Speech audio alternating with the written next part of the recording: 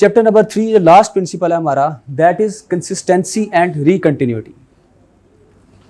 ये बड़ा खूबसूरत प्रिंसिपल है जिंदगी में। दोस्तों, जिंदगी एक कंटिन्यूस तसलसल के साथ चलती नहीं है, आपको बहुत से अप्स एंड डाउन्स का सामना करना पड़ता है। इवन कि आप बहुत ज़्यादा कंसिस्टेंट भी है ना, फिर भी जिंदगी के अंदर इनकंसिस्टेंसी नेचुरल है। कुदरत की तरफ से बाज़ दफ़ा इस तरह के हालात आ जाते हैं, ट्रेजेडीज आ जाती हैं, अनफॉरसीन सर्कमस्टांसेस आ जाते हैं। आपने कोरोना के स्पैन में देखा होगा कि कोविड-19 में बहुत से ऐसे बिजनेस जो कि स्मूथली रन हो रहे थे एकदम से फ्लॉप हो गए। और कुदरत हमें क्या मैसेज दे रही थी कि आप लोग अपने आप को अडेप्ट करें, फ्यूचर के लिए प्रिपेयर करें।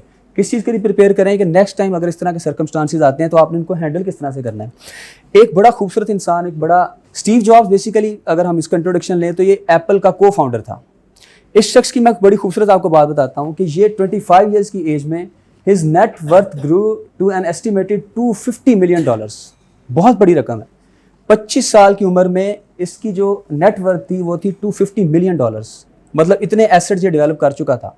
और अगर आप इसको करंट सिनेरियो में देखेंगे तो it becomes I think 3 to 4 times greater. Multiply कर लें। अब स्टोरी यहाँ पे ख़त्म नहीं होती, इसके पीछे बहुत से सबक सीखने को मिलते हैं।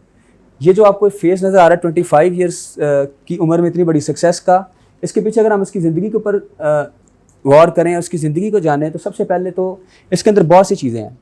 जब स्टीव जॉब्स पैदा हुआ तो बेसिकली एक अनवांटेड चाइल्ड था, क्योंकि इसकी जो माँ थी वो एक बेसिकली बैचलर स्टूडेंट थी और वो अपने करियर में अभी बच्चे को अडॉप्ट नहीं करना चाह रही थी। इट मीन्स दैट इसका वालिद जो था वो भी इस जिम्मेदारी से बरी हो चुका था और माँ ने सोचा कि मैं बच्चा जो है किसी के हवाले करती हूँ। फिर जिस पेरेंट को, बाहर की कंट्रीज़ में एक प्रिंसिपल है बेसिकली, अगर आप बच्चा किसी को देना चाहते हैं तो आप उसको अडॉप्शन के लिए दे सकते हैं। जिन पेरेंट्स को बच्चा अडॉप्ट करना था एंड पैदाइश के वक्त उन्होंने रिफ्यूज़ कर दिया। वजह क्या थी? They were looking for a baby girl. उन्हें एक लड़की की तलाश थी कि लड़की वो अडॉप्ट करना चाह रहे थे। लेकिन बेसिकली जब स्टीव जॉब्स पैदा हुआ तो ये एक लड़का था। तो कहता है मेरी ये बड़ी एक वर्स्ट सिनेरियो था, बड़ा मेरे लिए एक अनलकी चांस था। लेकिन उसके बावजूद जो है फिर किसी और पेरेंट्स का जो नंबर था नेक्स्ट लिस्ट में उनके हवाले कर दिया जाता है स्टीव जॉब्स को। अब स्टीव जॉब्स की ज़िंदगी जो बेसिकली गुर्बत में गुजरती है, 17 ईयर्स की एज में ये यूनिवर्सिटी चला जाता है। अब जब यूनिवर्सिटी जाता है, यूनिवर्सिटी जो थी बेसिकली इसकी रीड्स यूनिवर्सिटी थी, वो कॉस्टली थी। तो कह रहा है कि मेरे जो वालदैन थे उनकी जितनी जमा पूंजी थी वो सारी की सारी ख़त्म हो गई। मतलब कि वो अफोर्ड ही नहीं कर पा रहे थे उसकी फ़ी जो थी। तो फिर क्या हुआ कि 6 मंथ्स के बाद उसको ड्रॉप आउट होना पड़ा कॉलेज से। कहता है कि पूरे 6 माह के बाद जब मैंने अपना करियर आगाज़ किया एकेडमिक, तो मैं कॉलेज से ड्रॉप आउट हुआ। लेकिन उसमें एक बड़ी इंटरेस्टिंग चीज़ थी। कहता है कॉलेज ड्रॉप आउट होने के दौरान मैंने क्या किया, मैं कॉलेज के अंदर जो थी एक टाइपोग्राफी, एक बेसिकली कैलीग्राफी की एक फॉर्म है, कहता है मैंने वो क्लासेस लेनी शुरू कर दी। उसके अंदर आर्ट था, एक कैलीग्राफी का आर्ट था, टाइपोग्राफी का एक लैंग्वेज थी, वो सिखाई जाती थी और बड़ी इंटरेस्टिंग थी।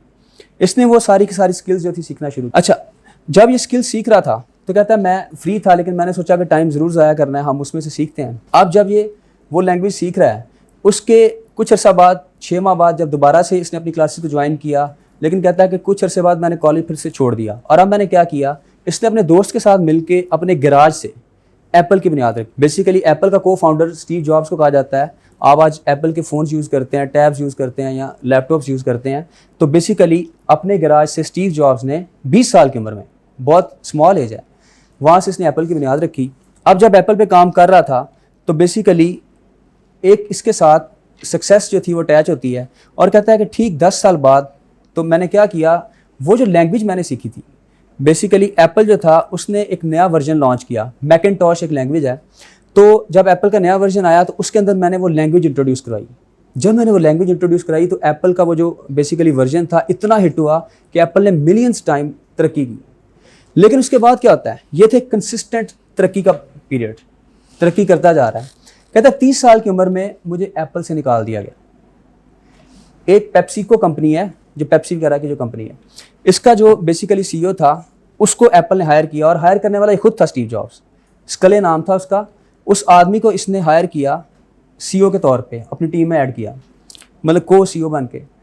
अब वो शख्स जो था बेसिकली उसने डायरेक्टर्स के साथ मिलके स्टीव जॉब्स को ही कंपनी से निकलवा दिया। कहता मेरी ज़िंदगी का सबसे वर्स्ट सिनेरियो था। वजह क्या थी कि एप्पल की बुनियाद रखने वाले हम, और हम ही को वहाँ से फारिग कर दिया गया।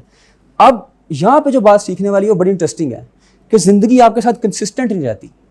जिन लोगों के साथ आप चल रहे होते हैं बाद में हो सकता है वही आपकी नाकामी का बायस बन जाए। कहता है कि मैं सोच भी नहीं सकता कि मेरे साथ इस तरह होगा कि मुझे उसी कंपनी से रिफ्यूज़ किया जाएगा, फायर किया जाएगा। फिर इसने क्या किया, कहता है पहले तो 6 मंथ्स या 4 मंथ्स मैं बिल्कुल एक पैनिक सिचुएशन में रहा, मुझे समझ नहीं थी आ रही क्या करना है। फिर कहता है मैंने अपनी कंपनी लॉन्च की, उसका नाम था नेक्स्ट। मैंने सोचा कि चलो अब हालात का मुकाबला तो करना है, तो क्यों ना अपना टाइम वेस्ट करने की बजाय मैंने एक नई कंपनी लॉन्च कर दी। अब जब इसने नेक्स्ट लॉन्च की तो नेक्स्ट के बाद जो बेसिकली अब इसकी कंपनी ने भी तरक्की करना शुरू कर दी। नेक्स्ट के बाद इसने एक और कंपनी बनाई, इसका नाम था पिक्सर। पिक्सर के बारे में एक इंपॉर्टेंट चीज़ आपको बताता हूँ कि जो फर्स्ट एनिमेटेड मूवी थी ना टॉय स्टोरी, शायद आप में से बहुत से लोगों ने देखी हो। टॉय स्टोरी जो थी बेसिकली पिक्सर ने फर्स्ट ये एनिमेटेड मूवी थी जो बनाई इन्होंने, और इसने भी बाद में $1 बिलियन का स्टूडियो बनाया। अब हालात बेहतर होना शुरू हुए और बाद में एप्पल ने बेसिकली जो इसकी कंपनी थी नेक्स्ट, इसी को ख़रीद लिया। अब नेक्स्ट और एप्पल दोबारा से ज्वाइन करते हैं और स्टीव जॉब्स को दोबारा से कंपनी से ऑफर आती है, उसको दोबारा से अंदर ऐड कर लिया जाता है। अब जब स्टीव जॉब्स को दोबारा से सीईओ बना दिया गया और दोबारा से ऐड किया गया, अब इसमें एक बड़ा खूबसूरत लेसन इसकी ज़िंदगी का सीखने को मिलता है हमारे सामने। इसकी एक थ्योरी थी कनेक्ट द डॉट्स। कहता है कि ज़िंदगी के अंदर आप फ्यूचर में देखते हुए डॉट्स को कनेक्ट नहीं कर सकते। डॉट कनेक्ट करने के लिए आपको पास्ट में देखना पड़ता है। मतलब कहता है अगर मैं अपनी ज़िंदगी में पीछे हालात देखूं, अगर मुझे एप्पल से ना निकाला जाता तो मैं कभी भी जो नेक्स्ट है या पिक्सर है उसकी बुनियाद ना रखता। उस वक्त मेरे लिए जो ये एक बहुत बड़ी अचीवमेंट थी कि मैंने ये कंपनी से लॉन्च की और बाद में इन्होंने भी बहुत ज़्यादा बिजनेस किया, तो ये मेरे लिए बहुत बड़ी अचीवमेंट थी। फिर इसके बाद नेक्स्ट जो चीज़ थी इसके अंदर इंपॉर्टेंट चीज़ वो ये हुई कि स्टीव जॉब्स जो था बेसिकली इसने ज़िंदगी के अंदर ये सीखा कि जो हमारे साथ वर्स्ट हो रहा होता है वो हमें कोई अच्छा देने के लिए हो रहा होता है। तो ज़िंदगी के अंदर अगर आपके साथ वर्स्ट सर्कमस्टांसेस आते हैं, असल आर्ट ये है कि आप दोबारा से उसके साथ जुड़ते किस तरह से हैं। याद रखिएगा कोई भी टाइम टेबल, मेरा मानना है कि कोई भी टाइम टेबल, कोई भी रूटीन, कोई भी एक्टिविटी हमेशा कंसिस्टेंट नहीं होती। उस कंसिस्टेंसी के बाद जब ब्रेकअप आता है ना, आप दोबारा से उसके साथ जुड़ते किस तरह से हैं, यही आपकी सबसे बड़ी अचीवमेंट है। वो सुल्तान की एक लाइन थी, बड़ी पंच लाइन, बड़ी खूबसूरत लाइन थी उसकी। उसने कहा कि असली जो पहलवान है ना, उसका इम्तिहान अखाड़े में नहीं होता बल्कि ज़िंदगी के अरीना में होता है, कि जब ज़िंदगी उसको पछाड़ती है ना, वो दोबारा से किस तरह से उसके साथ जुड़ता है, यानी दोबारा से किस तरह रीस्टोर करता है। तो ज़िंदगी के अंदर जो कंसिस्टेंसी है उससे भी बेसिक प्रिंसिपल, जो इंपॉर्टेंट प्रिंसिपल है वो है रिकनेक्टिविटी, कि आपने दोबारा से अपनी रूटीन को शुरू किस तरह से करना है। अगर आप इस हैबिट को सीख गए ना तो ज़िंदगी में आप कभी मार नहीं खा सकेंगे। मायूसी, नाकामी, नाउमीदी, ब्रेकअप्स ये आने हैं ज़िंदगी में, लेकिन हमने दोबारा से उठ के जो अपनी ज़िंदगी को कनेक्ट करना है, उस टूटे हुए सिरे को जोड़ना है, that is the real task. So thank you so much. These were the 3 principles